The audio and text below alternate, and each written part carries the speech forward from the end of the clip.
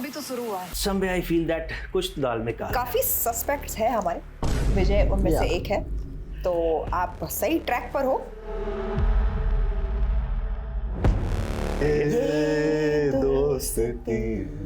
जब मैंने ये रोल किया और मैंने पहली बार यूनिफॉर्म पहना तो मैंने सबसे पहले उन्हें फोटो भेजा और कहा कि देखो पापा, आपका सपना पूरा हो चुका है।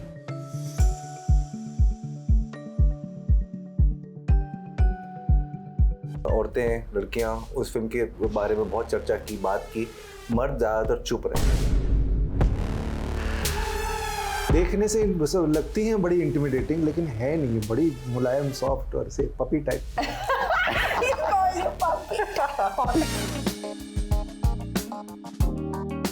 हेलो नमस्कार, मैं हूँ राज दीक्षित और आप देख रहे हैं फिल्मी बीट। दोस्तों, प्राइम वीडियो पर दहाड़ आने वाली है। यकीन मानिए ये वो सीरीज़ है जो शायद आपके सोचने का नज़रिया बदल दे, बहुत ही अलग अलग टर्म्स में। और आज इसी बारे में बात करने के लिए हमारे साथ हैं Sonakshi Sinha, Vijay Varma, Reema Kagti and Gulshan Devaiah. Welcome to Filmibeat. Thank you. बहुत बहुत शुक्रिया, धन्यवाद। एक बात मैं आप सबको बोलना चाहूँगा, कमाल का ट्रेलर जब मैंने देखा तो जनरली हम लोगों की एक आदत होती है ट्रेलर डिकोड करने की। हमने ट्रेलर डिकोड किया, लेकिन कहीं ना कहीं मैं नर्वस हूँ कि हम 50% गलत हैं। हाँ, बताइए क्या आपने क्या डिकोड किया? हमने चलिए ये ऐसे ही मुझे लगा कि शायद विजय को पहले ही बता दिया है कि Vijay can be that culprit, but I some way I feel that कुछ तो दाल में काला। काफी सस्पेक्ट्स है हमारे, विजय उनमें से एक है, तो आप सही ट्रैक पर हो। बट ये आपको शो देखने के बाद ही पता चलेगा कि who is the culprit. Camera ने एक रिएक्शन कैप्चर किया है। नथिंग बट फर्स्ट रिएक्शन क्या था आपकी फैमिली की तरफ से, स्पेशली जब ये ट्रेलर आया? बहुत ही खुश थे मेरे पापा स्पेशली, क्योंकि जब मैं छोटी थी वो अपने दोस्तों को कहते थे कि जब मेरी बेटी बड़ी होगी मैं उसे पुलिस अफसर बनाऊंगा। एंड जब मैंने ये रोल किया और मैंने पहली बार यूनिफॉर्म पहना तो मैंने सबसे पहले उन्हें फ़ोटो भेजा और कहा कि देखो पापा, आपका सपना पूरा हो चुका है। सो इट्स ब्यूटीफुल कि एज एन एक्टर आप हर किरदार को निभा सकते हैं। And this was very very special for me and पूरे फैमिली का रिएक्शन इनफैक्ट बहुत ही पॉजिटिव, बहुत ही अच्छा है। पूरी फैमिली लव और खुश। लव और खुश। विजय, आप कभी एक्सेल से आपकी बात होती है कि आपको कभी माफिया के किरदार देते हैं, कभी आपको इस तरीके के खूंखार किरदार देते हैं? यानी मैंने एक कमेंट पढ़ा था, अगर गुलशन ग्रोवर के बाद कोई बैड बॉय इंडस्ट्री का बन सकता है, ही कैन बी विजय वर्मा। ये तो बड़ी नाइंसाफी है यार, मैंने आधा नाम मेरे पास है। सर मैं कुछ नहीं कर सकता, ये तो हमने कमेंट पढ़ा था। बट फिर भी एक कमेंट, कुछ प्रोजेक्ट में तो रीमा भी भागीदार रही हैं इस मेरे साथ जो हुआ है, तो मैं चाहता हूँ कि रीमा इसका जवाब दे। हाँ जी, रीमा जी दो। I think मेरे लिए I've said this before also, दहाड़ में I was very keen कि विजय ये किरदार करे, क्योंकि it's not the negativity that I know he will bring to the negative character, but it is the he approaches things with a certain humanity, एक इंसानियत से, and that's what I was after. But let me tell you one thing, जो भी आप characters करते हैं कमाल के करते हैं। मेल से ज़्यादा आपकी फीमेल फॉलोइंग्स बड़ी है, ये तो सही बात बोल रहे हैं गुरु। सही पकड़ा। सही है। Your research is correct. I think यहाँ पर आपको होना चाहिए और मुझे साइड में नहीं मतलब ये तो कहीं और होना चाहिए भाई साहब। लेकिन फिर भी मैं सही बोल रहा हूँ, am I right? I don't know the statistics, but I feel like from Dahad, the team told me that when the film came out, and which is something that a lot of women spoke about the film. औरतें, लड़कियां उस film के बारे में बहुत चर्चा की, बात की, मर्द ज़्यादातर चुप रहे। वो इसलिए भी हो सकता है कि फिल्म की मैसेजिंग इतनी स्ट्रॉन्ग थी कि मे बी आदमियों को लगा होगा कि थोड़ा रिफ्लेक्ट करना चाहिए या थोड़ा सा probably showed mirror in a certain way. So I think it's my work somehow, and also I get a chance to work with female directors a lot, and I'm interested in their perspective of the things.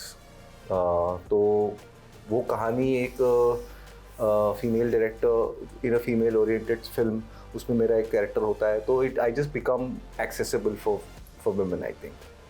Reema ji, एक चीज़ आपसे जानना चाहेंगे, वो ये कि इस कहानी को कहने के पीछे की खास वजह क्या थी? और मैंने एक एपिसोड देखा है थैंक्स टू प्राइम, तो कितनी रिसर्च गई इस पूरी कहानी को यहाँ तक लाने के पीछे? काफ़ी रिसर्च गई है, बट स्टार्टिंग पॉइंट थी जोया और मेरी इंटरेस्ट क्राइम फिक्शन में, क्राइम ड्रामा में. और the second part of your question जो है अबाउट म्यूज़िक, ये म्यूज़िक दिया है गौरव रायना ने और तराना ने, एंड आई थिंक उनका फोकस था music that will help the themes as opposed to generic जो आप बोल रहे हैं. जी. By the way Reema ma'am ऐसी हैं सेट पे भी, मतलब जितना पूछते हैं उतना ही जवाब देती है. She strict? हाँ, ज़्यादा कुछ बता, स्ट्रिक्ट तो नहीं है, लेकिन she knows what she wants. उनको पता है कि क्या है, तो फटाफट यूजुअली जब सीन शूट करते थे तो वो ऐसा है. कभी कभी चीखती चिल्लाती हैं, वो तो होता ही है, हर डायरेक्टर करते हैं. वो देखने से लगती हैं बड़ी इंटिमिडेटिंग, लेकिन है नहीं, बड़ी मुलायम, सॉफ्ट और से puppy type. puppy type. Yeah, that's a first. That's a first. लेकिन एक पपी टाइप नहीं है, वो शेरनी है वो.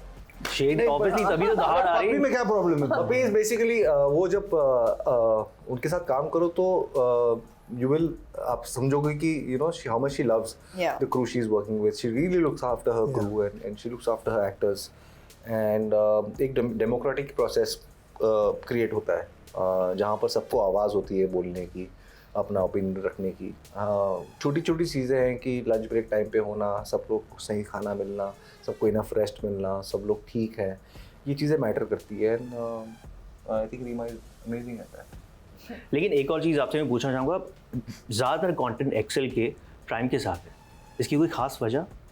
ये आप रितेश से बात करना पड़ेगा. Let me call it. लेकिन जब लॉन्च भी था तब हम दूर से आपको देख रहे थे. वाकई में बहुत दिनों बाद दो ऐसे एक्टर्स हैं जिनकी दोस्ती पर्दे से भी बाहर आ रही है. दोस्ती Sona has joined the bandwagon now. तोड़ेंगे थोड़े तो सिर्फ दिल You join them. I know. के बाद. तो ये शुरू कैसे हुई? और प्याज ऐसे। कचौरियाँ भी काफ़ी बटी सेट पे ऐसा. देखो यार, मैं प्रशंसक रहा हूँ विजय के काम का. मैं इसको बतौर एज अ पर्सन मैं जानता नहीं था. मेरे पहली बार मुलाकात हुई सेट पे, हम लोग रीडिंग्स वगैरह कर रहे थे, वहाँ पे थोड़ी बहुत जान पहचान हुई, लेकिन बहुत समय बिताने को मिला साथ में. I have admired his work, he is done some great work, he is a wonderful actor. और एज अ पर्सन भी इसको जानने का मौका मिला, एक दूसरे को जानने का मौका मिला, प्यार हो गया. बट उसके बाद कुछ नहीं. But one question I want to ask both of you. This story is about daughters also. So is there any reason आपने भी कभी महसूस किया होगा आपने भी कि जो लड़कियां हैं, जो daughters हैं, वो अपने पेरेंट्स की बहुत प्यारी होती हैं, if a sibling is there, और उसमें भी जो अगर आपका बड़ा भाई है तो उसकी पीछे कोई ख़ास वजह है? कभी ऐसा महसूस किया है आपने? बिकॉज मेरी भी एक बहन है, हमेशा से मैंने खूब मार खाई है, लेकिन उसने कितना भी मस्ती की उसको हमेशा प्यार मिला. एक्सप्लेनेशन तो नहीं है. आई जस्ट फील बेटियां ज़्यादा प्यारी होती है टू देयर पेरेंट्स. रीज़न पता नहीं. लड़के शायद बदमाश होते हैं इसलिए. बेवकूफ़ होते हैं लड़के. I don't know that. Yeah, I don't I think know. बेटियां पेरेंट्स का ज़्यादा ख्याल रखती है. I think that is my assumption. क्योंकि लड़के no matter लड़कियां no matter how big they become, वो हमेशा अपने पेरेंट्स की बच्ची बेटी ही रहती है. But once boys grow up, they get married, उन पे दूसरों का इन्फ्लुएंस आ जाता है, उनकी खुद के प्रॉब्लम्स होते हैं, फैमिलीज होती है, वो उन सब में लग जाते हैं. बट बेटी हमेशा बेटी रहती है. So I feel that's why daughters are more special. और ऐसी बेटियों को जब पुलिस में आने के बाद लेडी सिंघम चिढ़ाया जाता है तो वो भी इसमें बखूबी दिखाया है. जी.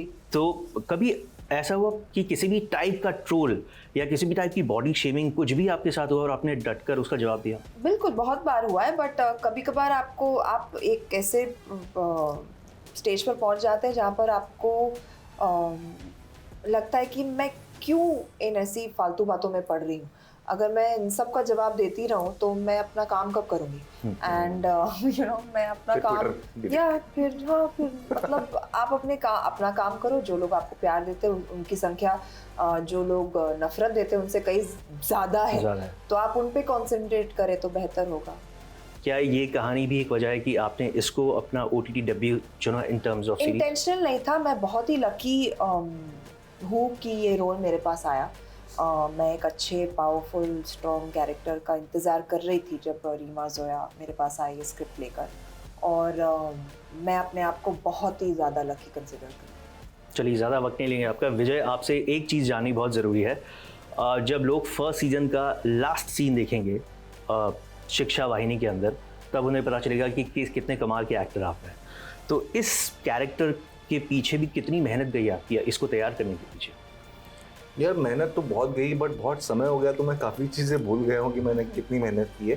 बट इतना पता है कि मैं डूब के काम कर रहा था उस समय, और थोड़ा ज़्यादा ही डूब के काम कर रहा था।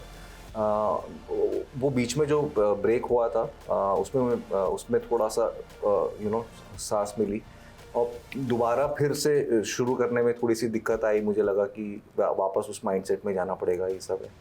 बट वो हो जाता है, क्योंकि मैं खुद ही खुश नहीं रहता अगर मेरे से 100% अगर मैं अंदर नहीं हूँ तो वो जो गाड़ी की आदत करे वो चलाना सीखना पड़ा मुझे। आती नहीं थी इतनी बड़ी गाड़ी चलाना, तो एक उसकी ट्रेनिंग हुई। मेरे एक सर्टेन काइंड ऑफ लुक है, उस पर बहुत काम किया गया। किस तरह के आउटफिट्स पहनेगा, कुछ पैटर्न्स वो रिपीट किए हैं हमने। बाल सारे घुंघराले होते थे हर 15 दिन, हर 10 दिन में। भाषा के ऊपर पकड़ होनी चाहिए। हिंदी लिटरेचर का टीचर है, ऊपर से एक रीजन को बिलोंग करता है तो वहाँ का डायलेक्ट। ये सारे प्रोसेसेस साइड बाय साइड चल रहे थे प्रेप में, और बहुत सारी readings, group readings, individual readings, इस तरह का बहुत कुछ किया गया है। तो आई एम श्योर इसीलिए सीरीज़ काफ़ी कमाल का आउटपुट लेकर आएगी और ज़बरदस्त हिट होगी। Thank you so much, wish you all the luck दहाड़ के साथ, और उम्मीद करते हैं कि ये दहाड़ OTT के सारे प्लेटफॉर्म्स को हिलाकर रख देगी। Thank thank you so much. Thank you.